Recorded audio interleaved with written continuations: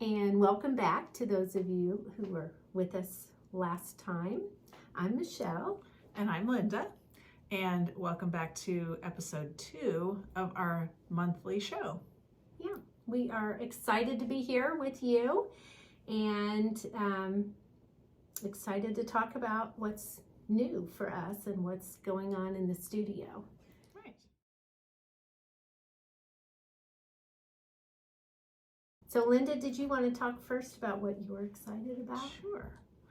Well, I'm excited about many things, of course. But one thing that I am really excited about is we talked for a long time about whether we wanted to put together a subscription box for naturally dyed yarns. I don't know if you've ever looked for that, but it's very hard to find them. There's not much of that out there. And we both love a subscription as a gift idea. You know, it kind of keeps giving throughout the year and it's exciting to get something new. But we didn't want it to be overwhelming. So we did a lot of planning and we finally came up with what we hope you agree is a really good idea for a subscription box for 2024 that we're calling Seasonal Celebrations. So we have decided to offer it with the seasons, since it kind of befits us as natural dyers. Instead of a box every month, which to me would seem overwhelming, it will come every quarter. So every 3 months, you would get a box, winter, spring, summer, and fall. And each time there will be 5 mini skeins that are dyed in new colors. They'll all be new and exclusive to subscribers, and they will evoke the season. So for what we think of as winter color palette or a spring or a fall color palette. So we're really excited about the creativity and the challenge that gives us as dyers to try to come up with something that is a good palette altogether. And we decided, you know, a subscription box usually has a couple of other fun gifts in it. So we met a woman last year at a show. Her name's Christiana, and she has a great little business called CC Timmerman Arts. And she does watercolor botanicals. So I have one example here. She puts them on all kinds of stationery. So there'll be something from Christiana in each box, and we will tie our colors together with the colors in her watercolor botanical art. So as an example, I'll give you this, Michelle. Okay. We just took this one as an like example. Yeah, you are like Vanna. Your dress isn't as fancy though. No. So this is a set of thank you cards from Christiana. And then we just put together what we thought, oh, if that were our botanical gift of the month or of the season, we might put together a set of minis like this that range purpley blues to pinks to greens that might go with a gift like that. So that's just a little teaser for what we're hoping to do, and we are already actually almost done with the winter colors. Yes. I don't want to jinx us, but we're almost done. And so we'll be working on getting those finished up in December. Yeah, I was going to say we're 60% done. 60% done, right. And then the third gift that is going to be in the subscription box, also along with the natural theme, is something from Mill Run Honey, which I know very well since it's my husband and I's farm and 25 beehives. So we have natural honey, all raw honey, and we also make things with the natural beeswax. And so here's just one example. This is a little beeswax hand cream. It's called Gardener's Hand Cream, and it's really good for when you've been working in the garden. You get little chapped or little cuts on your hands. And so springtime, we're working in the garden, so maybe, you know, Gardener's Hand Cream would be something that could go in a springtime box. So that, getting ready to do that, picking the colors, meeting with Christiana to figure out what kind of art theme we want for the first winter box that'll come out January 2024. That's all been occupying a lot of my mind, and writing up the box inserts. We have pattern ideas that will go with each one. Yeah. So it'll give you 3 or 4 ideas of something you could make with the mini set, and you might want to make something different with it or use it in a project with a bigger full skein of And yarns. I can't wait to see different patterns and how right, they might what people play make with them. And, yeah, me too. Yeah, it's going to be fun. What are you excited about, Michelle? Well, I'm excited because yesterday I just posted a video updating the journey with Sonny. Mm-hmm. So the Angora goat that I met in North Carolina. Your new BFF. Yes, he's just adorable.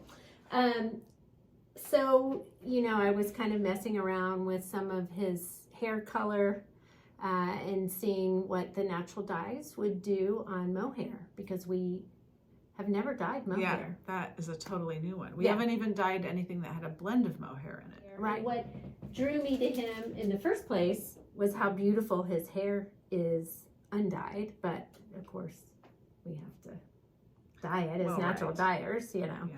So I am going to leave some of it the same.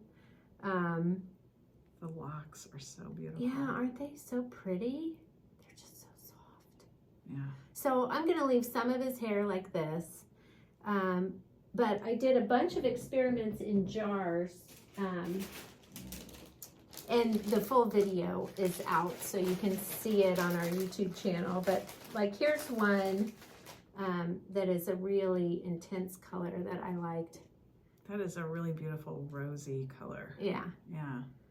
And That's that one gorgeous. was black. Okay. Let's see. I'll show another fun one. Oh, this is the one.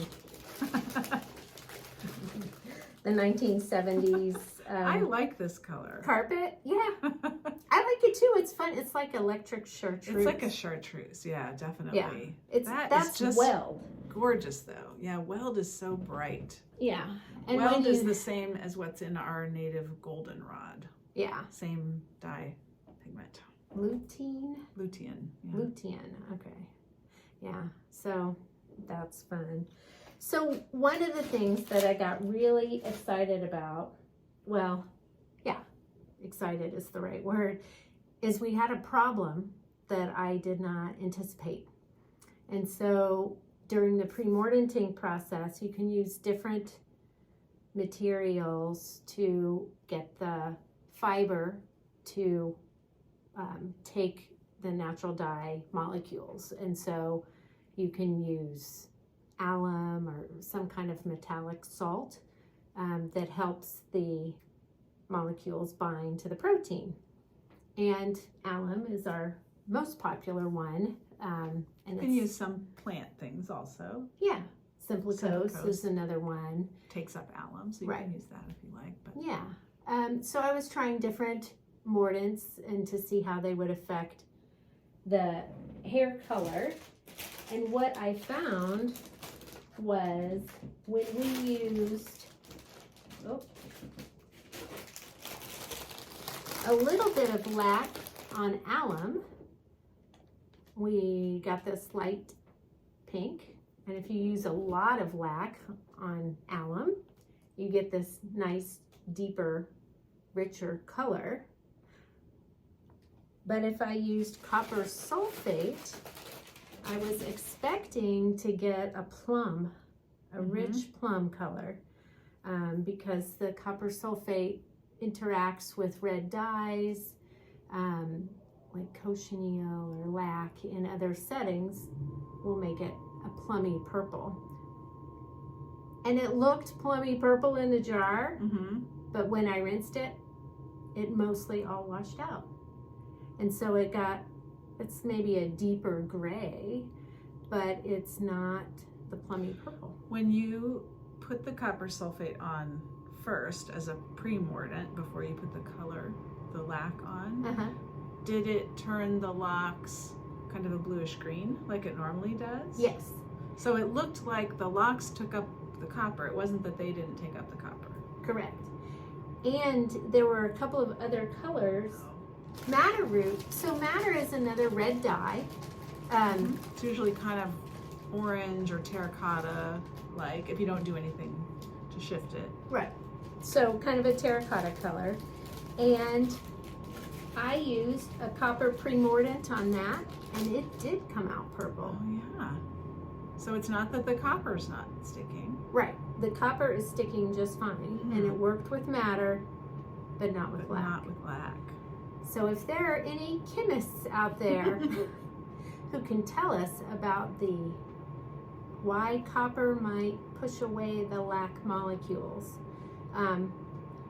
But this month coming up, I want us to focus a little bit on trying to explore that more and do some other experiments with the red colors, with the different primordants. And then maybe the different fiber types too. Yeah. So that's always, when there's a new fiber, that sometimes really changes it. Right. So is it something about the mohair, lac copper combination? Copper, right. Or will we find the same thing on our other materials Right. that we use?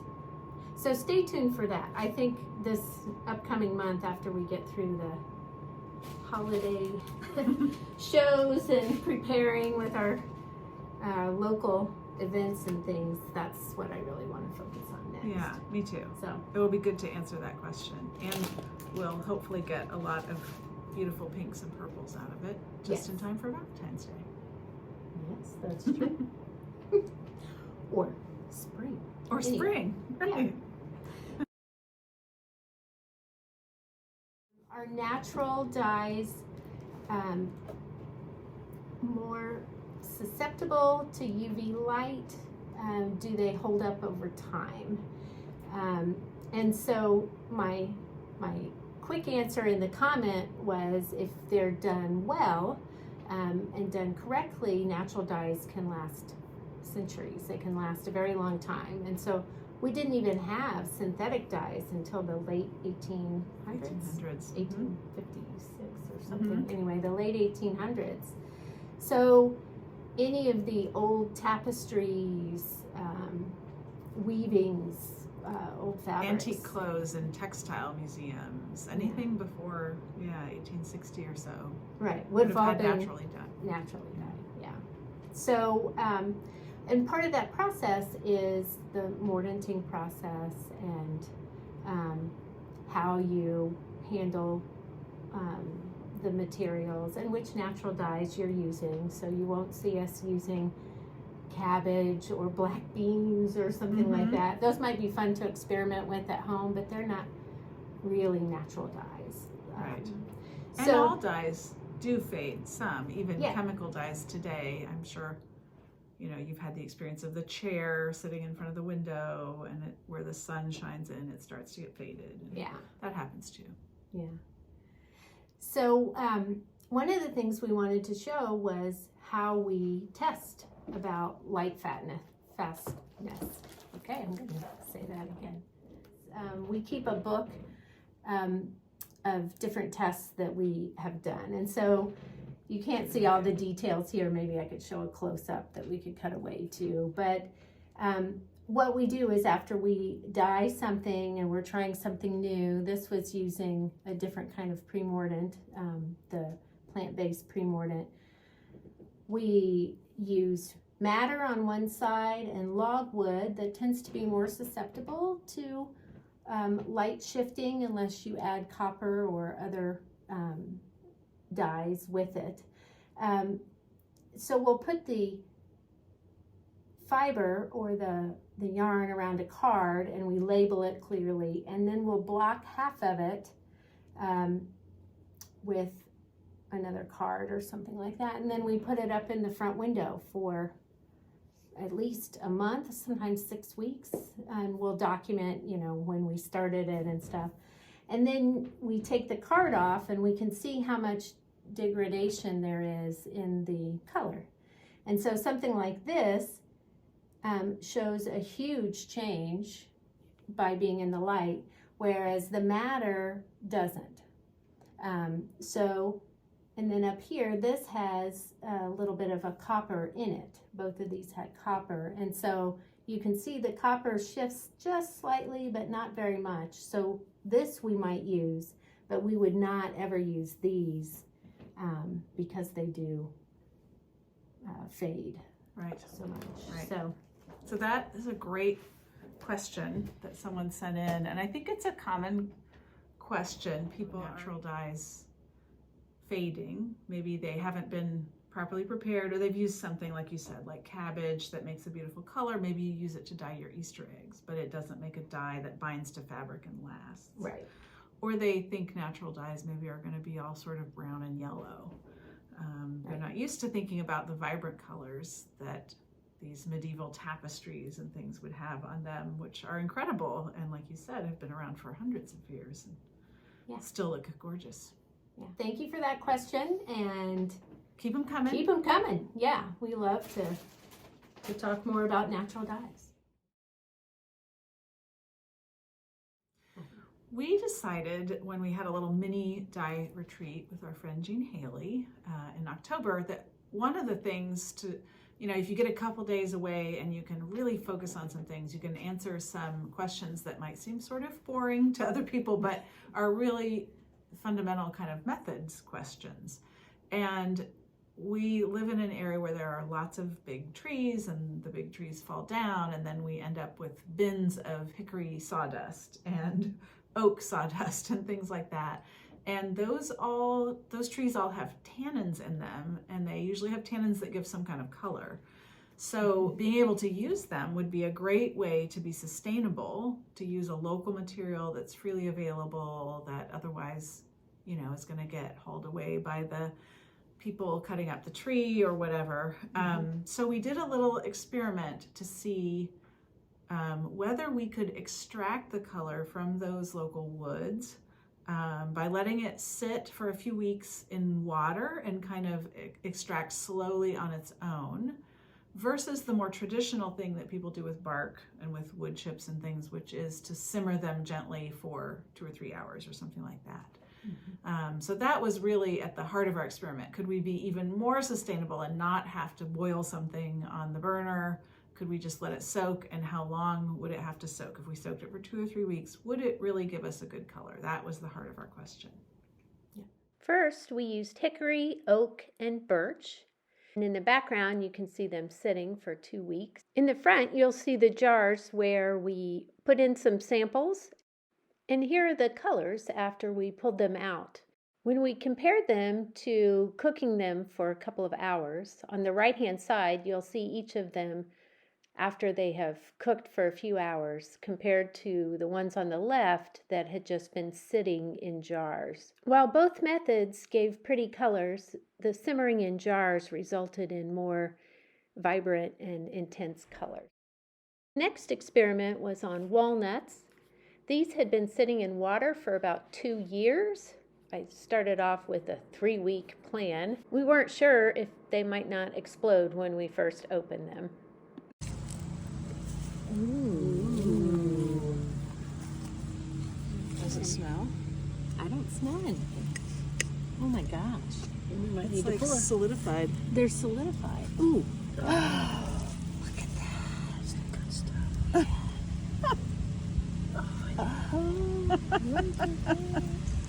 It's like black gold, right? It's like oh, there's liquid under there. Look. Central. So Look when I push.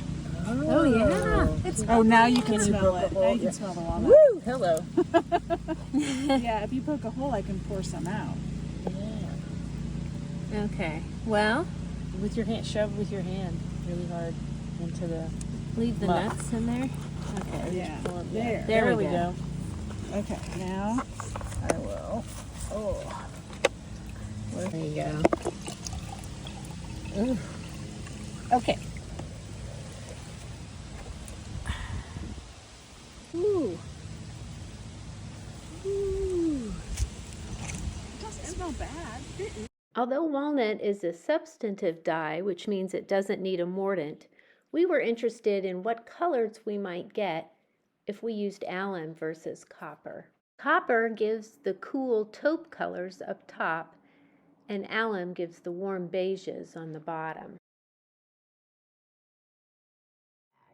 What's in your project bag, Michelle?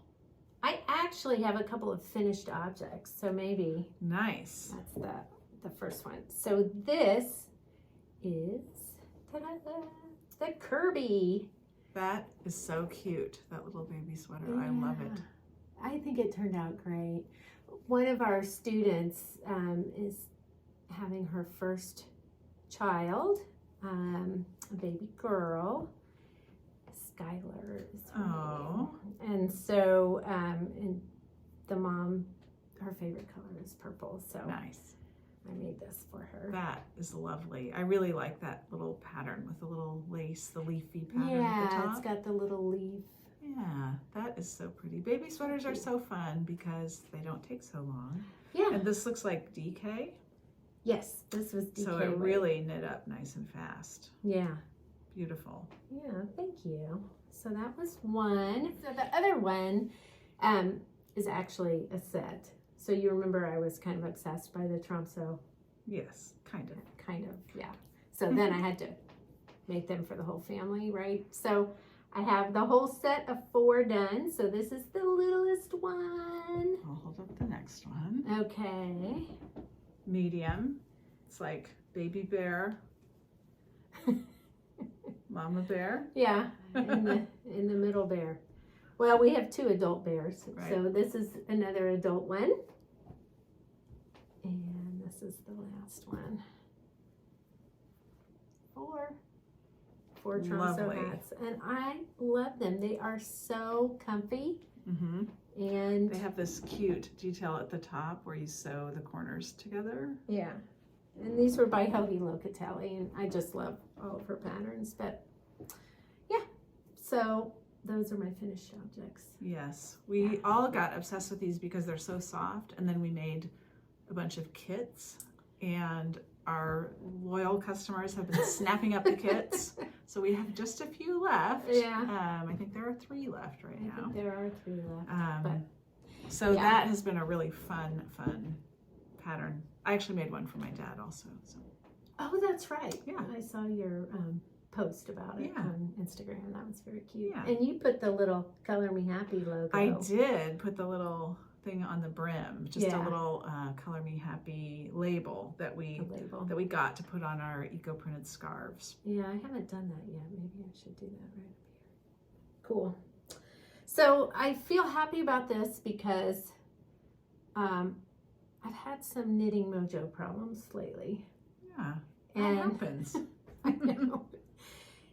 Yeah. It Everything. happens to me when I'm really like super busy, and then if I don't have something already going, Yeah. it's hard to get it started again when I'm really busy and I don't have time to pick something that I really love. Yeah, I think that is part of it. So last time we were together and I showed you the vest and then, right, you were going to do the tessellated vest. right. And then, but I had looked at the holiday colors and then I thought, well, the holidays are closer. So instead of redoing the tessellated vest, I should use the holiday colors on something else. So I started a little jacket and I got this far into it and said, that's just not right for me. I don't think it's going to work. So then I took it all out. It's good to give So- yourself permission to do that, though. Like if you get started and you don't like it, it's so much better to just, even though you think, oh, I've knitted 3 days on that already. But it's Yeah. better to stop and start over. Yeah, because I think early on, if you're not sure you're liking it, you're probably not liking it. Right. Like you That's should what I listen to think, that too. little voice Yes, inside yes. instead of going, because I've done that and thinking, well, maybe it'll grow on me. Right. Maybe, but you're right. So I did take it out and I did start a new thing that I am excited about. It's not in my bag. I did start something new that I am excited about, and it's not in the bag. But it's a little sea glass hat that is free. Actually, I think It's it is free.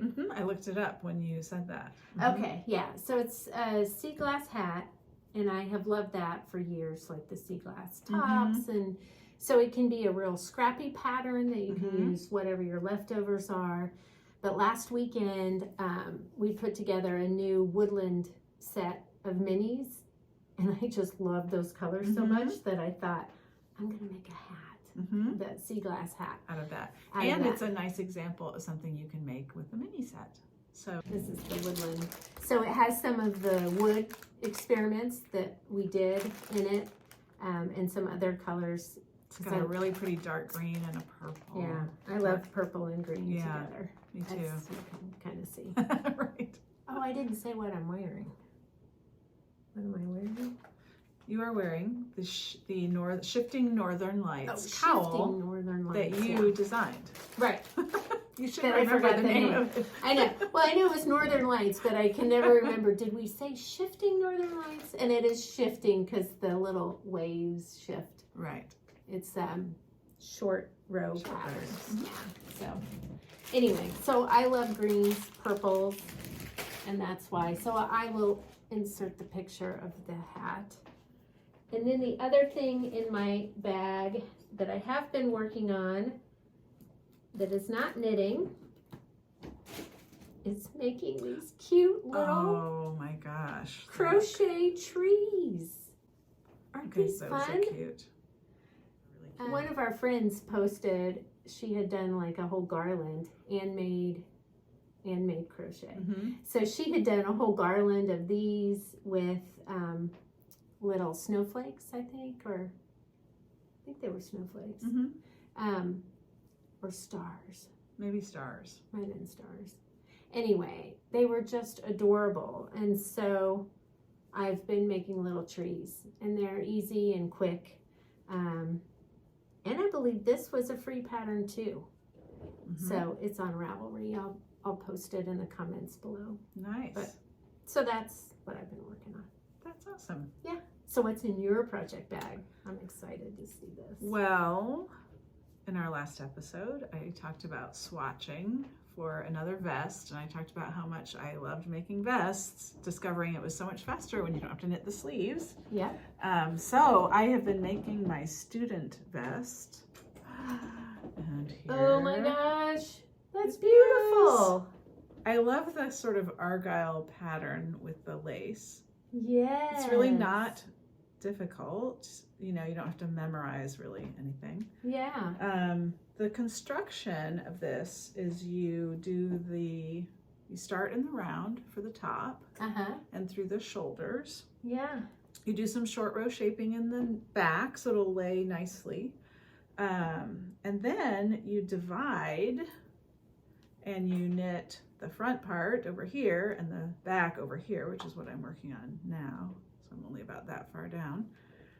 You knit them just back and forth instead of in the round. And then at the very end, what you'll do is you sew the two sides together, like at your natural waist. It has kind of deep armholes. Oh, And then nice. like down in this region, I'll show it from the front, down in this region, you would sew the two sides together. Okay. Right before the bottom. Yeah, a little bit before the ribbing at the bottom. Yeah. Yeah. Oh, that is so cute. And I have not finished the ribbing at the bottom because I had a question. Ooh, okay. So the ribbing at the bottom is 1x1 ribbing. Mm-hmm. Very normal. And I like to do a tubular bind off, if you've done that before. Mm-hmm. It gives you a very nice rounded edge on your 1x1 ribbing. So it looks like it just keeps going It over. just kind of waterfalls over, right? Yeah. This pattern at the two ends of the 1x1 ribbing has 2 knit stitches. So instead of knit 1, purl 1, knit 1, purl 1, it starts out knit 2, purl 1, knit 1, purl 1, knit 1. And I decided, the pattern did not tell me to do this, but I decided to slip that first stitch so it would be a nice smooth edge. Oh yeah, I like that look. So I Nice. think what I will have to do, but I thought I would ask you, an Uh-huh. experienced knitter, if you agreed. I think when I go to do the tubular bind off, I'll take those first 2 knit stitches and I'll knit them together. So then I do have a knit Yeah. 1, purl 1, knit 1, purl 1. Yeah. It won't bring I don't think it'll make the edge look like it squinches in or anything. Yeah. I don't think one stitch. Just would one make it. stitch, but that will sort of correct that extra slipped knit stitch on the edge. And then I will bind off. Yeah. And then hopefully within a week or so, I'll be done. I'll have the back. And the back has the same pattern? Back has the same pattern. Oh, yes. cute. Okay. So the back You can see it's kind of lining up, hopefully. Yeah. Lining up with the pattern on the front. Oh, it is perfectly lined up. Yeah. So Oh, that that's great. is in my project bag. I did finish the Tromso hat for my dad. Okay. I'm working on another Christmas hat for my husband, who will not be watching this YouTube video, so I can say that. And those are the main things that I'm working on right now. Yeah. Great. Well, I've got to find the right vest for my holiday hand spun yarn that I wanted to use. So something that shows off a hand spun. Right. With those colors a little bit better. I mean, maybe I don't have to use it in a vest, but I was thinking about another vest. There's that new petite knit vest coming out. I think it's out. I have Really? already favored it and saved it in my vest folder on Ravelry. Oh, okay. I wasn't sure when it was going to be out, but I was thinking that might be a fun one to do. That one also is simple because the sides are not joined. It has two buttons that close under a deep armhole. I think it has a double knit band, so it's a nice solid band along the side. And then the buttons go into that. Okay. Yeah, it just came out. Do you know if is it DK? It is DK. It is DK? It is. Yes. Okay. Well, I don't know. That's the thing. I got to get my knitting. Pick a vest. Yeah, pick a vest. We have a lot of Scrabble games to play, Right. actually, so I can do my Scrabble knitting. So I need a good vest, something I don't have to pay close attention to. Right. The little hat that I'm working on, the sea glass, because I'm using the 5 same colors, I'm carrying it up the inside instead of weaving in each row. That's nice. So you can just carry it up the edge. It's nice, but then I have 5 balls hanging from my hat, and they get all that's true. tangled. They get twisted. So it's not an easy Scrabble knit. It's fine on the couch when I'm watching TV or something. Right. I can have the 5 little balls in my lap and just go. But yeah, that's been fun. So great. All We right. can't wait to see what's in your project bag. If you're knitting something, if you love a pattern. Yeah, or crochet. Or crocheting something, right? Like the trees. Yeah. Tell us. We would love to hear about it. Yep. And any questions you have about natural dyeing or what's on our needles, what's in our project bags, we'd be happy to answer them. So take care, and we'll see you next month. Bye. Bye.